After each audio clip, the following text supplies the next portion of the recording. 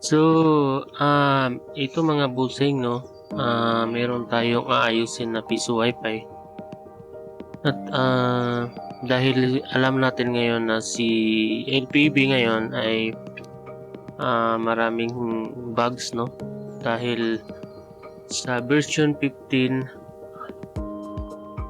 point 5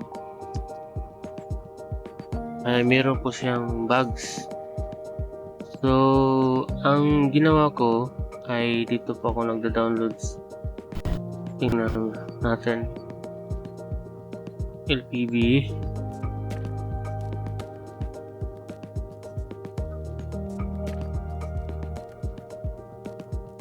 Dito kayo mag-download. Then, punta tayo kay Orange Spice.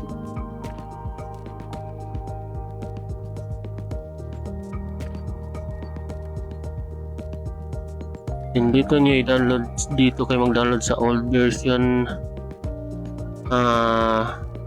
Huwag kayo dito sa version 15.5 dahil mag-boot naman siya pero hindi siya mag-open yung portal. Saka itong version 15.4. Dapat dito kayo sa out of date na old version. Open natin. Then itong file na to, itong nakalagay na copy of 15.3, yan i-download natin.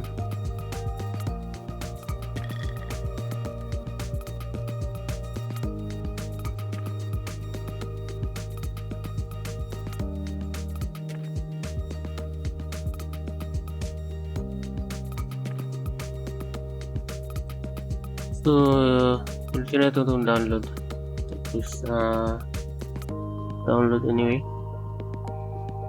start download. So ayan, nag-download na siya at pagkatapos nitong ma-download, siyempre meron ako na-download dito, itong file na to. Siyempre extract nyo lang pagkatapos yung ma-extract. Ito na yung file. Then siyempre gumamit kayo ng Balena HTML. Okay.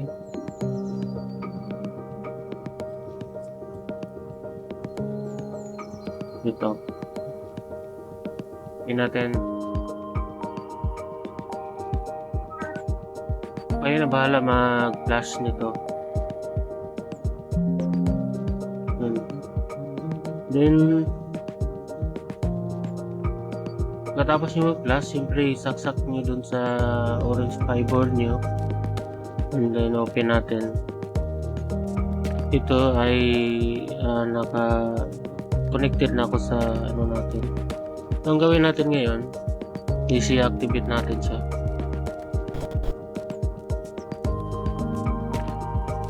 Ito.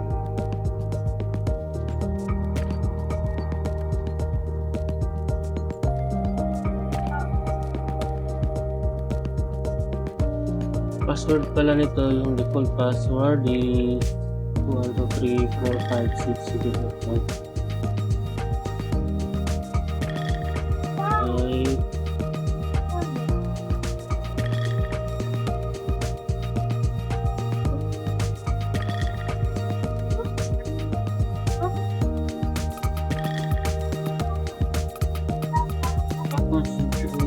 Dito sa mga maintenance, dito po kayo mag-activate kung wala ba siyang license.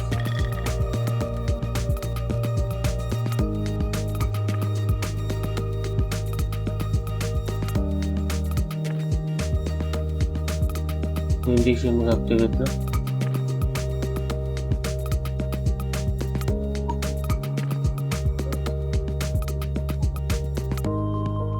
yeah.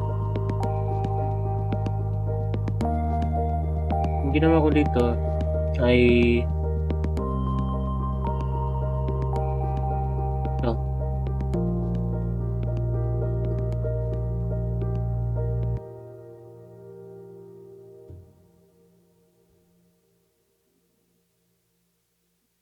So ito na. Pagkatapos niyang auto picture na update ay nagiging activated na po siya. Ayan. So, ang gawin natin ngayon ay magpapalit tayo ng portal, no? LPB. So, gawin natin, dito tayo punta sa may portal design. Okay. And dito, ay gagawa muna tayo ng theme natin. ML, ilagay ko lang sample lang ito. Right.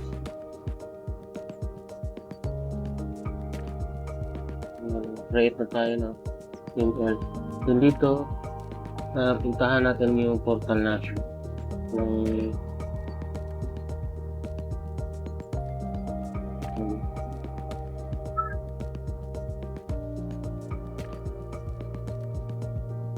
Ayan. Meron ganito po yung theme niya, pero ngayon is papalitan natin. Kailangan is itong ginawa natin na theme name is kailangan natin ng i-activate natin. Then ngayon activated na siya, so litan.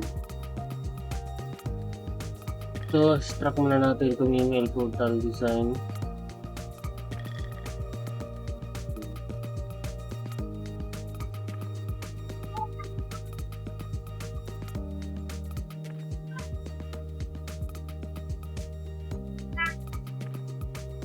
Yung file na to, ang goal na natin gawin ay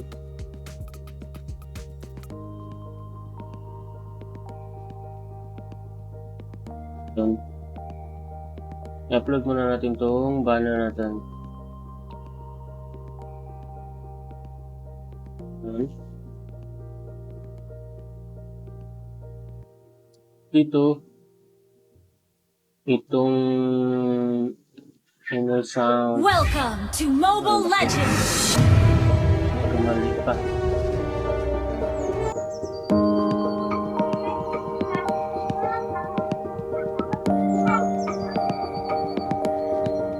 Nabitawan.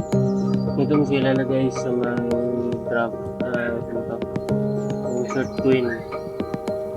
Nalagay natin. I-plus na natin ito.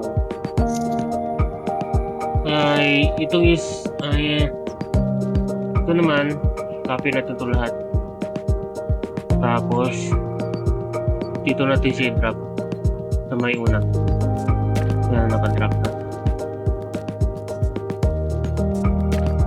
tapos na tayo doon. Din dito naman tayo sa portal editor sa may HTML.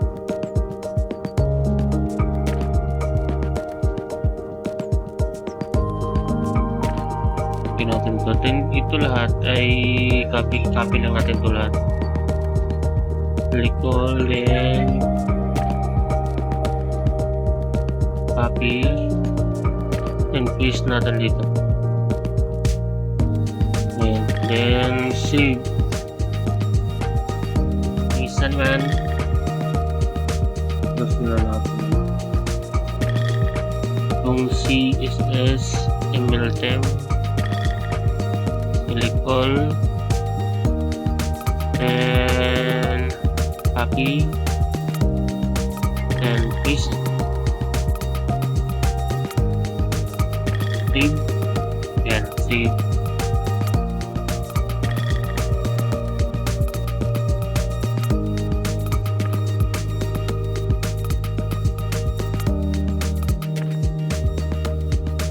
So, tapos na tayo. Ngayon ay titingnan natin kung tama ba. Close muna natin. Press muna natin to. Ayan. Ay meron na tayong bagong portal design. Insert Gwen.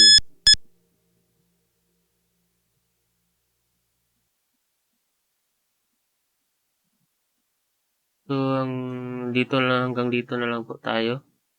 At ay maraming salamat sa nanonood. Ang file nga pala nito ay ilalagay ko lang sa description para download nyo lang po. Salamat.